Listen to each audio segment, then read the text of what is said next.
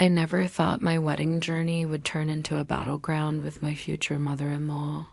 But here I am, Madison Walker, 31 years old, a successful real estate agent, and until recently, blissfully engaged to the love of my life, James Sullivan. It took me months to find the perfect dress, a beautiful vintage-inspired gown that I customized to honor my late grandmother. Every detail was meticulously chosen, from the delicate lace overlay to the subtle beading that caught the light just right.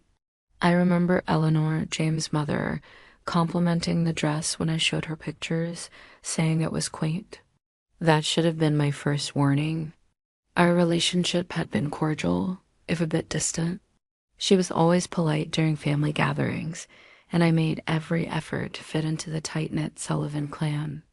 James had suggested storing the dress at his parents' suburban home instead of our small apartment in the city, where he might accidentally see it before the big day. Mom has that huge spare closet, he'd said, and she'll keep it safe. Safe? The irony of that word haunts me now. It was exactly 2 months before our wedding when I decided to check on the dress, thinking I might need a final fitting sooner than planned. I called Eleanor to let her know I was coming, but she didn't pick up. When I arrived, the house was unusually quiet. I made my way to the guest room closet, where my dress was supposed to be hanging in its protective garment bag. My heart stopped when I slid the closet door open. The closet was filled with Eleanor's seasonal decor, winter coats, and various storage boxes, but there was no garment bag, no wedding dress. My hands trembled as I searched through the hanging clothes, thinking maybe Eleanor had moved it. Nothing. The dress, my dream dress, was gone. And with it, the excitement I had been nurturing for my perfect day began to crumble into something cold and unsettling in the pit of my stomach. James and I had been dating for 4 years before he proposed on a snowy evening in Central Park, a perfect moment that felt like the culmination of our love story. We'd met at a charity auction where I was representing a luxury property and he was attending with his family's investment firm. Our chemistry was instant despite our different backgrounds. I came from a middle-class family in a small town, worked my way through college, and built my real estate career from scratch. James grew up with wealth, private schools, and family connections. Still, we balanced each other out. I brought spontaneity to his structured world, and he offered stability to my sometimes chaotic life. Looking back, I should have paid more attention to the subtle warnings about Eleanor. There were comments about my career. Real estate is so accessible, isn't it? Though I always hoped James would end up with someone in a more established profession. Critiques of my modest family background came disguised as curiosity. "And what did you say your father did before he retired?" Followed by a thin-lipped smile when I mentioned his factory supervisor position. She'd rearrange dishes I'd prepared for family dinners, adding more garnish or salt while saying, "The Sullivans prefer a more refined flavor profile, dear."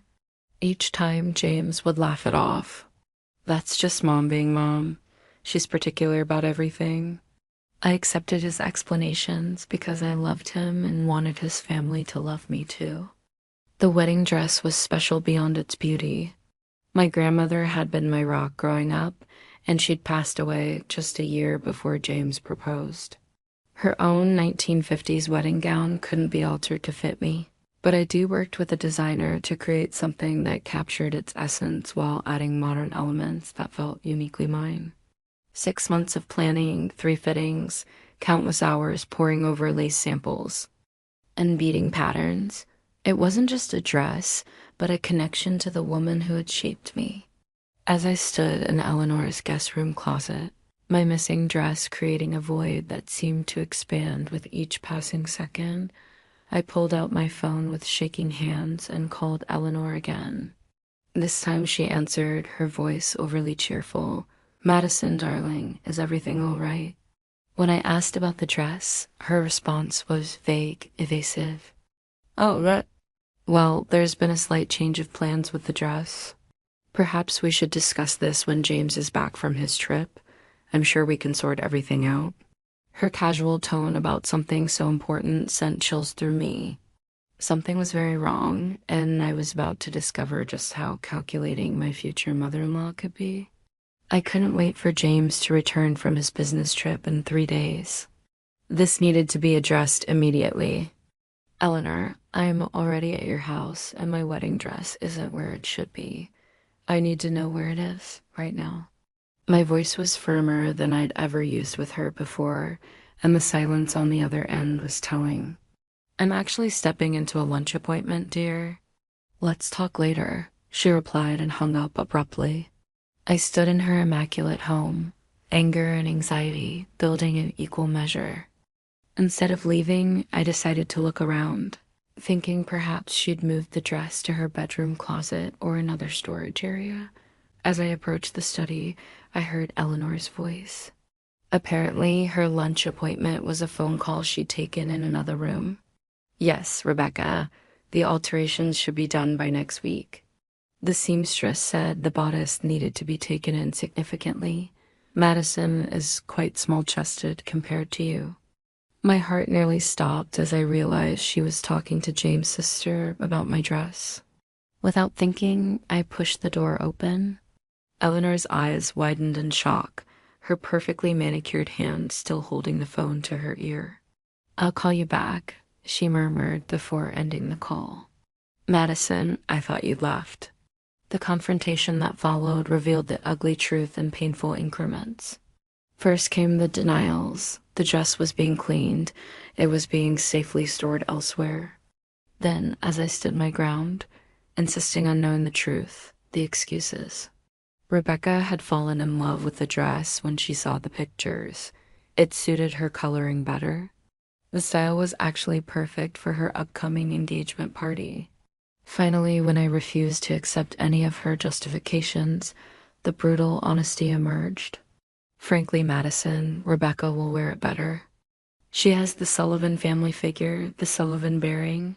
The dress deserves to be worn by someone who will truly do it justice. I felt physically ill, my chest tight and throat constricting, as if I might suffocate under the weight of this betrayal. That dress was custom made for me. It represents my grandmother, my family, traditions, I managed to say, my voice barely above a whisper. Eleanor waved her hand dismissively. We'll get you another dress. Something more suited to your background. Rebecca is family Madison.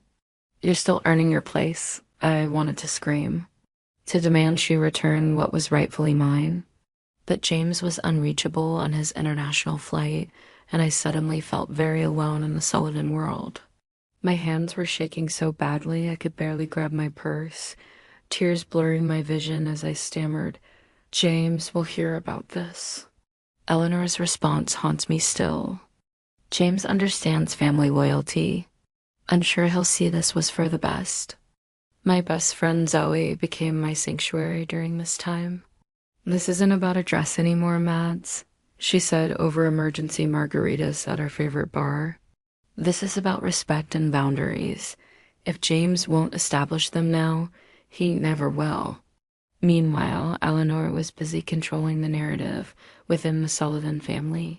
James' cousin's aunts, I drove away from Eleanor's house in a state of shocked tears streaming down my face, betrayed not just by Eleanor, but by James' absence when I needed him most. Wondering if I truly knew the family I was about to join, and if my fiancé would actually stand by me when he returned.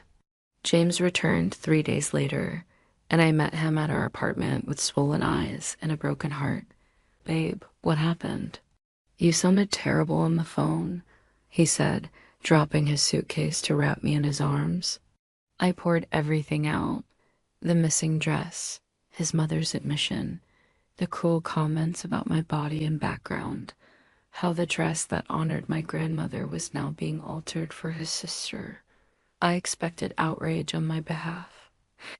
Promises to make it right. Instead, his response left me cold.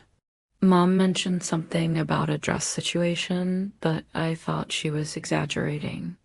Look, I know you love that dress, but isn't this something we can work around?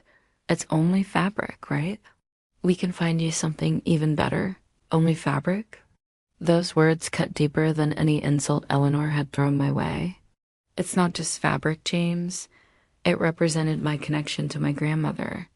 Your mother deliberately took something precious to me and gave it to your sister because she decided Rebecca deserved it more. Can't you see how wrong that is? What followed was our worst argument to date. James, caught between his fiancée and his mother, tried to minimize the situation rather than address the actual problem. Mom's always been particular about family traditions. Maybe she didn't realize how important the dress was to you. When I pointed out that I'd explicitly explained its significance multiple times, he shifted to defense. You know how she gets about Rebecca? Ever since Dad died, she's been extra protective of her. Can't we just move past this for me? His inability to stand up to his mother revealed a weakness I'd never noticed before. One that made me question our future together, and uncles began treating me differently. At a family dinner the following weekend, I overheard his Aunt Martha whispering, "Eleanor says she's making such a fuss over a dress, so materialistic, not understanding of family traditions at all." Eleanor had successfully painted me as the villain, the outsider who didn't respect Sullivan ways, while she was the matriarch preserving family legacy. The final blow came when Zalai sent me a screenshot from Rebecca's private Instagram account that a mutual friend had forwarded. There was my dress, my creation, being pinned and tucked on Rebecca's body. The caption reading, "Alterations for the big day. Thanks, Mom, for finding me the perfect dress. Blessed #Sullivan tradition." The alteration process had already begun, destroying any hope of getting my dress back intact. As I stared at the image of my dream being dismantled and reshaped for someone else, something inside me shifted. The hurt was still there, but now it was hardening into something else entirely: determination. 3 weeks after discovering the theft of my dress, I reluctantly went dress shopping again, accompanied by Zoe rather than any of the Sullivan women who had previously volunteered. The experience felt hollow. Each gown I tried on was a pale imitation of what I'd lost. "This one's beautiful on you, Mads," Zoe encouraged as I stood listlessly in front of a mirror, wearing a perfectly fine but emotionally empty white dress. The bridal boutique, Elysium Bridal, was one of the most exclusive in the city, but even their finest offerings couldn't reignite the joy I felt with my original dress. As I was about to change back into my clothes, deciding to continue the search another day, a familiar laugh cut through the ambient music of the store. Through the partially open fitting room curtain, I could see Eleanor and Rebecca entering the store, their arms linked in casual conspiracy. I quickly closed the curtain, whispering to Zoe what was happening, as my heart raced with anxiety and fresh anger. "Let's go before they see us," I pleaded. But before we could make our escape, they were escorted to a sitting area just outside my fitting room. The thin walls did nothing to muffle their conversation. The Hamilton estate confirmed they have June 17th available, Eleanor was saying, her voice brimming with satisfaction. "Your father proposed to me on those grounds? You know, we've always said a Sullivan should be married there." Rebecca's excited response made my blood run cold. "It's perfect, Mom. I can't believe Madison wanted that tacky vineyard instead." "Hamilton is the Sullivan family dream venue." Eleanor's reply was the final twist of the knife. "Hamilton has always been for someone who truly carries the Sullivan legacy. You deserve it more than she ever could." I stood frozen in the fitting room, the overpriced dress suddenly suffocating me as the truth crystallized. Eleanor had never intended to welcome me into her family. I was an intruder to be tolerated, not a daughter to be embraced. The dress hadn't been an isolated incident, but part of a larger pattern of ensuring I knew my place, always on the outside. As I changed back into my clothes with trembling hands, another piece of information registered. They hadn't actually booked Hamilton Estate yet.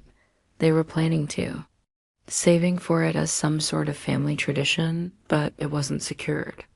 A voice in my head that sounded suspiciously like my grandmother's whispered, "Sometimes you need to stop turning the other cheek and stand up for yourself, Maddie girl."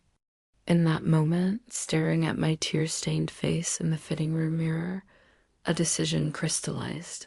I would not be Eleanor Sullivan's doormat any longer. This wasn't just about a dress anymore.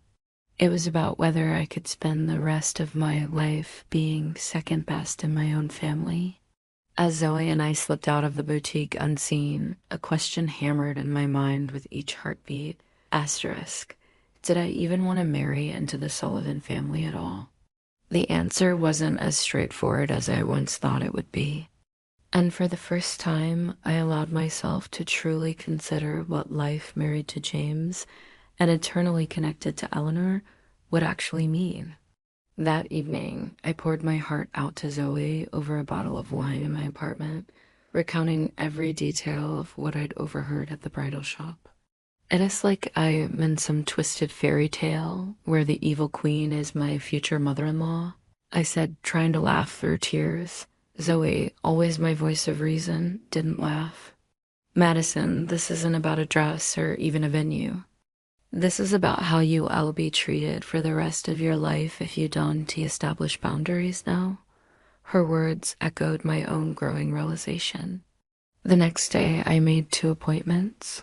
One with a therapist specializing in family dynamics, and another with my office to take some personal days. Dr. Patel, my therapist, helped me process my feelings in those first sessions. "You're experiencing not just grief over the dress, but grief for the relationship with your in-laws that you hope to have," she explained. "Before we discuss actions, we need to be clear about what you want." That question haunted me for days. Did I want to cancel the wedding entirely? Despite everything, the answer was no. I loved James, flaws and all. His inability to stand up to his mother was frustrating, but I believed in the man he could be, separate from Eleanor's influence. I didn't want to lose him, but I needed him to see the dynamic clearly and choose to change it. After a week of intense reflection, I decided to stop being reactive and start being strategic. If Eleanor Sullivan wanted to play chess with my life, she'd find I was no pawn. My first move was subtle. I reached out to a colleague who specialized in historic properties to casually inquire about Hamilton Estate, looking for a client, Mads. He asked, "Something like that," I replied, trying to keep my voice neutral. What I learned surprised me. Hamilton Estate wasn't actually booked years in advance, as Eleanor had implied. With the right connections and a deposit, it could be secured relatively quickly. I spent hours researching the property's significance to the Sullivan family, learning that Eleanor had her engagement photos taken there, that generations of Sullivans had celebrated milestone events on its grounds. It wasn't just a beautiful venue. It was a symbol of their perceived social status, their family legacy. As I dug deeper, an unexpected email arrived from my grandmother's estate lawyer. The small inheritance she'd left me, which I planned to receive in installments, could be accessed in full immediately due to some paperwork resolution. It wasn't a fortune, but combined with my savings, it was enough for what I was considering. I sat on my balcony that night, looking out at the city lights, weighing the decision before me. Would securing Hamilton Estate be petty revenge or a necessary stand? Was I becoming as manipulative as Eleanor? Then I remembered Rebecca wearing my dress, the one created to honor my grandmother's memory, and Eleanor's dismissive words. "You're still earning your place." No, this wasn't about revenge. This was about refusing to start my marriage from a position of weakness. About showing the Sullivan family that I wouldn't be pushed aside or diminished. The next morning, I made the call to Hamilton Estate to schedule a private appointment, a strange calm settling over me as I took the first step toward reclaiming my self-respect. The Hamilton Estate was even more impressive in person than in photos. a sprawling mansion with immaculate gardens and a breathtaking view of the surrounding countryside. As the venue director, Mrs. Harrington, led me through the grand ballroom with its crystal chandeliers and floor-to-ceiling windows, I could understand why Eleanor considered it the pinnacle of wedding locations. We typically book 18 months in advance, but we've had a cancellation for May through July this year, Mrs. Harrington explained, her tailored suit and crisp English accent adding to the estate's aura of exclusivity. Drawing on all my real estate negotiation skills, I maintained a professional demeanor despite my racing heart. I understand the Sullivan family has expressed interest in your venue. They're actually my future in-laws, I said, watching her expression carefully. Ah, yes, Eleanor Sullivan has toured several times. Lovely woman. Very particular about details. Of course she was. I took a deep breath and continued. I'd like to book the estate for June 17th, and I am prepared to make a substantial deposit today to secure exclusive rights for a 3-month period surrounding that date. Mrs. Harrington's eyebrows raised slightly at the unusual request, but business was business. By the end of our 2-hour meeting, I had negotiated terms that would make any real estate agent proud. Exclusive booking rights for the estate from May through July. A non-refundable deposit that made my bank account weep, but left my spine straight with resolve and absolute confidentiality regarding the arrangement. As I drove home, a strange mixture of emotions swirled within me, guilt for the secrecy, anxiety about James' reaction, but predominantly a growing sense of empowerment that had been missing since the dress incident.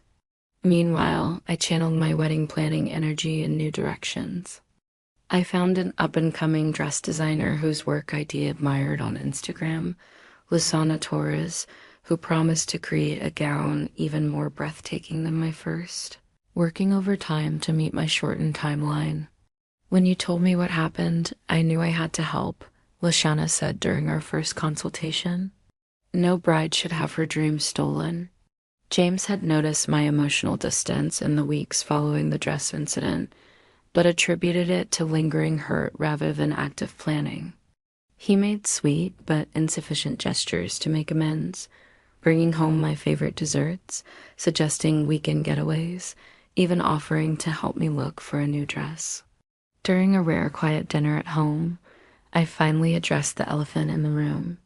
James, we need to talk about your mother's behavior and what it means for her future, I said, setting down my fork and meeting his eyes directly. It's not just about the dress anymore. It's about respect, boundaries, and what kind of family we want to build together. For the first time, I detailed the pattern of subtle put-downs, the constant comparison to Rebecca, the comments about my background and appearance that he'd never seemed to notice.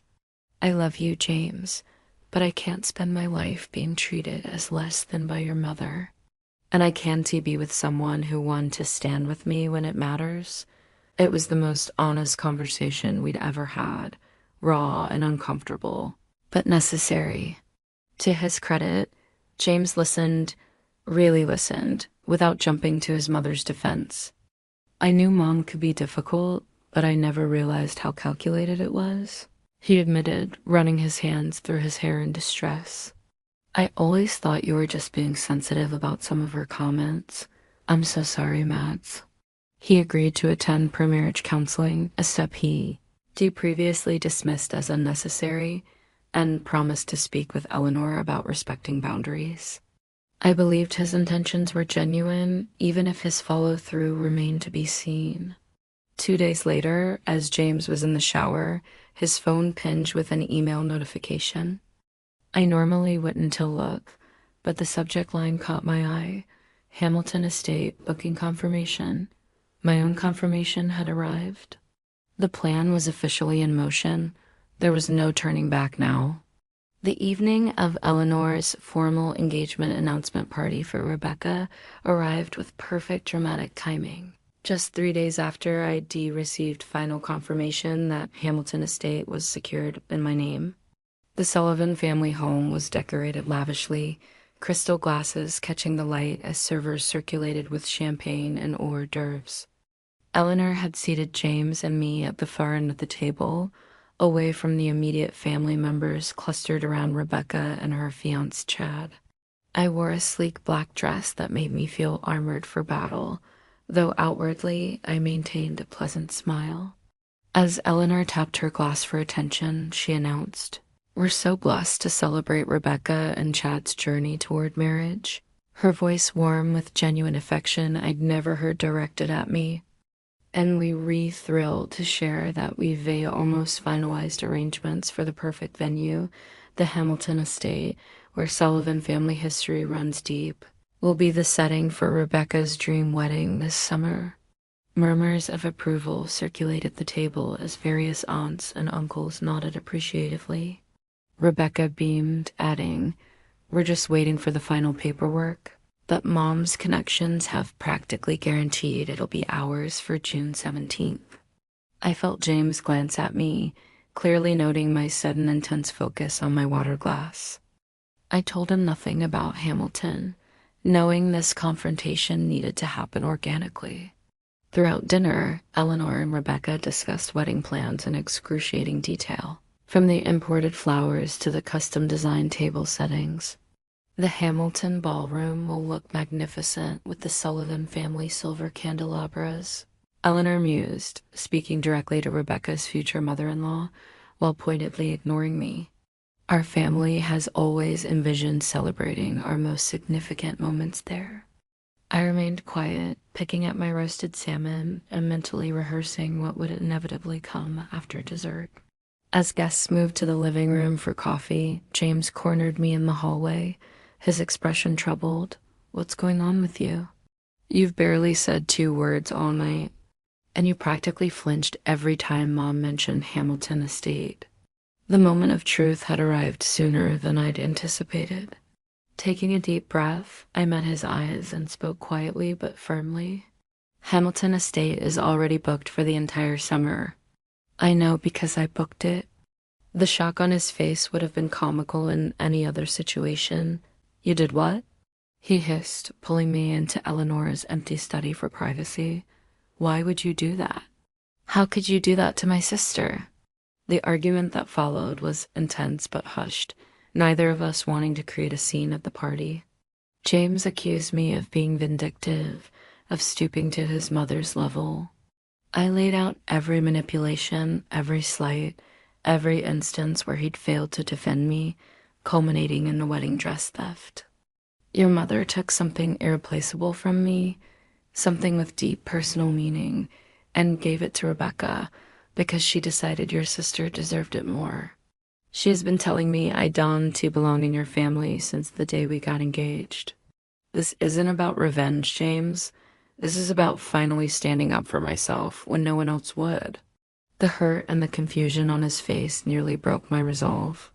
But years of accumulated pain had finally found their voice. "I need some time to think," he said eventually, his voice strained. "This isn't the woman I thought I was marrying."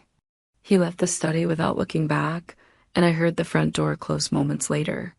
I sat alone in Eleanor's impeccable study, surrounded by framed Sullivan family photos, in which I appeared in none, wondering if I had just destroyed my relationship in my attempt to save my dignity. I drove home alone that night, fully expecting to find James waiting, but our apartment remained empty until morning. I'd barely slept when my phone rang at 7 o'clock. Eleanor, her voice trembling with barely contained fury. "Madison, the estate manager, just called me. She says Hamilton is booked for the entire summer by someone else, someone with your name." The confrontation I'd imagined for weeks was finally happening. But instead of satisfaction, I felt strangely calm. "Yes, Eleanor. It is. I booked it weeks ago." Her gasp was audible. "Why would you do such a spiteful thing? This is Rebecca's dream venue. This is a Sullivan family tradition. The perfect opening had been handed to me. Like my wedding dress was my tradition.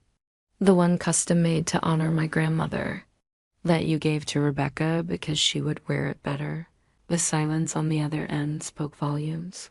When Eleanor finally responded, her voice had dropped to a dangerous softness. James will never forgive you for this. He understands the importance of family loyalty. I was formulating my response when I heard the apartment door open. James had returned, his expression unreadable as he set his keys on the counter. "I need to go, Eleanor," I said simply, and ended the call before she could protest. The moment of truth had arrived, not just about Hamilton Estate or a wedding dress, but about the future of our relationship and what kind of man James Sullivan truly was.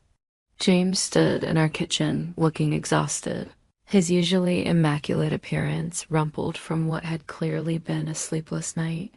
I drove around for hours, then crashed at Ethan's place, he explained, referring to his college roommate.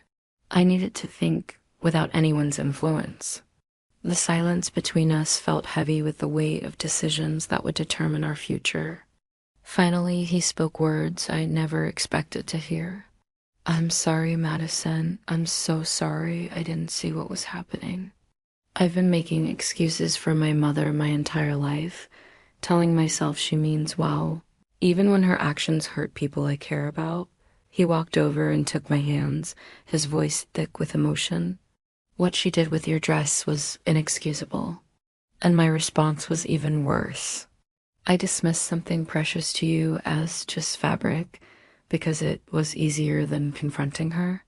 For the first time, I saw James clearly, not just the man I loved, but also the son who'd been conditioned to prioritize his mother's feelings above all else. "I talked with Ethan all night," he continued.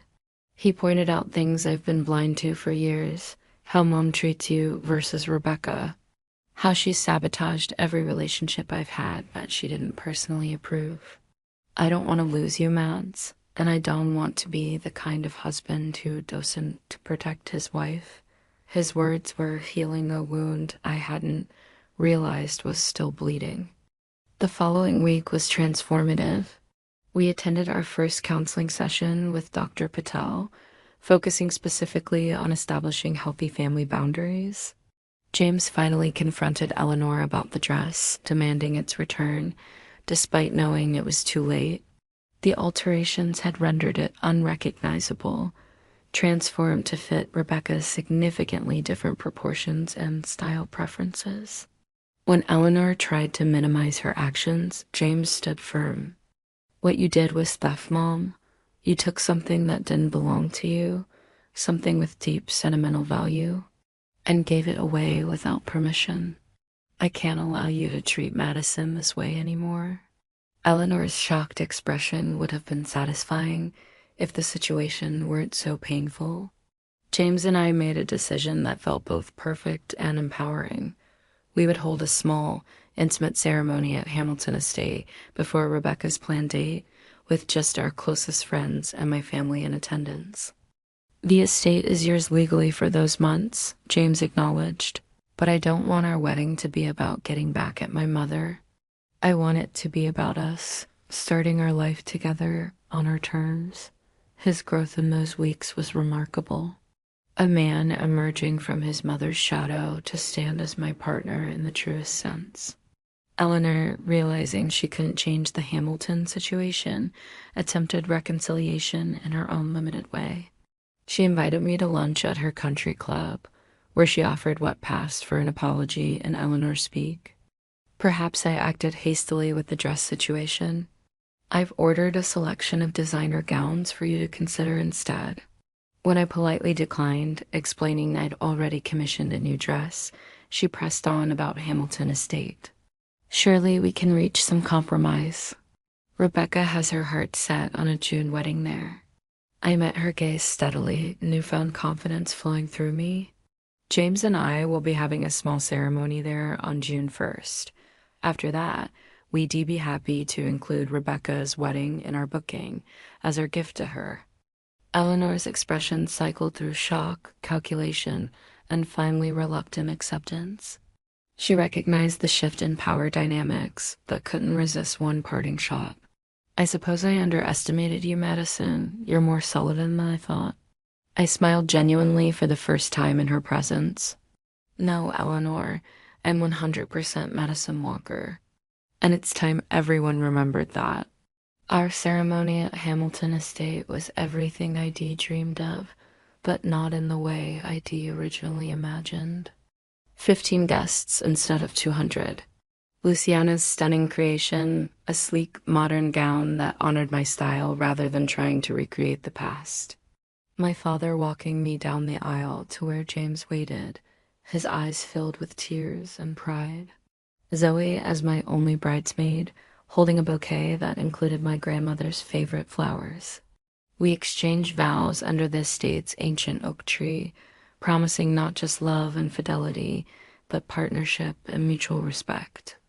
Eleanor attended, maintaining a dignified silence throughout the ceremony. Her gift to us, a set of silver candlesticks that had belonged to James' grandfather. A small but significant acknowledgement of my place in the family. After our honeymoon, we formally transferred the remaining Hamilton estate dates to Rebecca, but with clear written terms, establishing that it was our gift to her, not Eleanor's arrangement. It was petty, perhaps, but necessary. A tangible reminder that our marriage would begin with boundaries firmly in place. The look on Rebecca's face when she realized I held the power to grant or deny her dream venue was quickly replaced by genuine gratitude when she understood we weren't going to stand in her way. "Thank you," she said simply. And for the first time, I felt something approaching a sisterly connection between us. The dress situation remained a painful memory, but I'd found something more valuable than fabric and lace. My voice, my boundaries, and a husband who finally understood how to honor both. 1 year has passed since our wedding day at Hamilton Estate, and I'm sitting on our apartment balcony, watching the sunset paint the city in gold and pink hues, reflecting on how much has changed. The woman I was before the wedding dress incident feels like a different person sometimes, someone who constantly sought approval, who swallowed hurt feelings to keep peace, who believed loving someone meant accepting mistreatment from their family. Today's Madison Walker Sullivan stands much taller, with boundaries clear as the horizon line stretching before me. My relationship with James has deepened in ways I couldn't have imagined during those painful months of conflict. The pre-marriage counseling we started during the crisis has become a regular practice for us. A monthly tune-up to ensure we re-communicating effectively and supporting each other as growth. James has blossomed away from his mother's manipulative influence, discovering his own values and voice. I never realized how much of my life was lived trying to avoid disappointing her, he confessed recently. It's exhausting to live that way, and I'm sorry I expected you to do the same. Eleanor remains Eleanor, a woman unlikely to change fundamentally at her age. But our dynamic has shifted dramatically. After witnessing James' transformation and realizing I couldn't be intimidated or controlled, she's developed a reluctant respect for me. She still makes occasional comments about my clothing choices or career decisions, but they lack the barbed edges that once drew blood. I've learned to respond with pleasant firmness. "Thank you for your input, Eleanor, but we're happy with our decision." The wedding dress incident taught me that forgiveness doesn't require forgetting. I've forgiven Eleanor, not for her sake, but for mine. Carrying bitterness would only poison my own happiness. Yet forgiveness doesn't mean unlimited access or influence in our lives. We maintain healthy distance, limiting visits to major holidays and family events, always with clear boundaries and exit strategies. James supports these boundaries without question now, understanding they protect our marriage rather than threatening his relationship with his mother. Rebecca and I have developed an unexpectedly friendly relationship built on the foundation of mutual respect that formed after the Hamilton Estate resolution. She confided recently that she'd never wanted my dress in the first place. "It was Eleanor who convinced me I deserved it," she said, playing on insecurities I had about my own engagement. "Mom has always pitted us against each other. she admitted during a rare sister-in-law lunch. "I'm sorry I participated in that. This spring brought joyful news, and I are expecting our first child, a development that has intensified our commitment to maintaining healthy family boundaries. We've already had frank discussions about Eleanor's future role as grandmother, establishing guidelines before the baby arrives. Our child will never be used as a pawn or compared to cousins," James stated firmly during a difficult but necessary conversation with his mother. "Every grandparent in their life will respect our parenting decisions, or their access will be limited." In a surprising twist of fate, I found myself mentoring other women navigating difficult in-law relationships. It began with a colleague's tearful confession about her future mother-in-law's interference and spread through word of mouth, until I started a monthly support group that meets at a local cafe. "You helped me find my voice," one woman told me last month, after successfully establishing boundaries with her husband's overbearing family. "I never thought I could stand up for myself without losing my relationship." I kept a small square of fabric from my original wedding dress, a piece the seamstress had removed during Rebecca, as alterations and thoughtfully saved for me.